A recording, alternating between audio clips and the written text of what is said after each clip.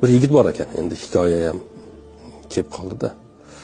Otasidan har doim norozi bo'lar ekan. Svetni o'chirdingmi, chiroqni o'chirdingmi, nega svetni yoqib qo'yasan? Nega kech kelasan? Nega uni vaqtida qilib qo'ymading? Nega eshik g'iq qiladi, uni yoqlab qo'ymading? Nega kech turasan? Nega o'zingga qarab yurmaysan? Bu yurishing nima? Sochingni tekislab yurmaysanmi? deb har kuni endi otalarimizda har kunlik tanbehi bor.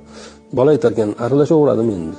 Qat-qat yigit bo'lib qolgan bo'lsam, mo'yloqlarim sabz bo'lib qolgan bo'lsa, bo'yim cho'zilib qolgan bo'lsa, bir kuni ish qidirib savol javobga borish kerak bo'lib qoldi. Ish beruvchilar bir ozgina suhbat qilib, otasiga aytib, otasi suhbatga boryapman bugun.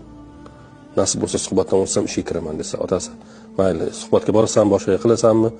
To'g'ri borib, to'g'ri kelgin. Besar yurmagin.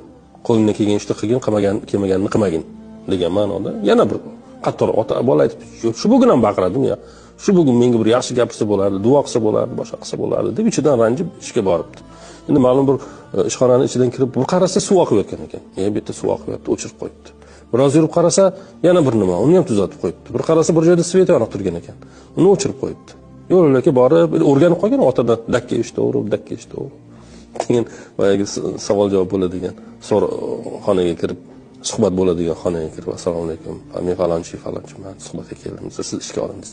Nega desa, biz shu imtihonni o'sha darvozadan kirgandan boshlab qo'yganmiz. Qanchalik mas'uliyatli, qanchalik tejamkor, boshqa sinab oldik sizni kelganingizcha. Sizdan oldindan bir 50 tasi keldi, ammo ular suvni o'chirmadi, chiroqni o'chirmadi. To'g'ri g'o'ddayib kirib keldi. Siz ularni o'chirib keldingiz.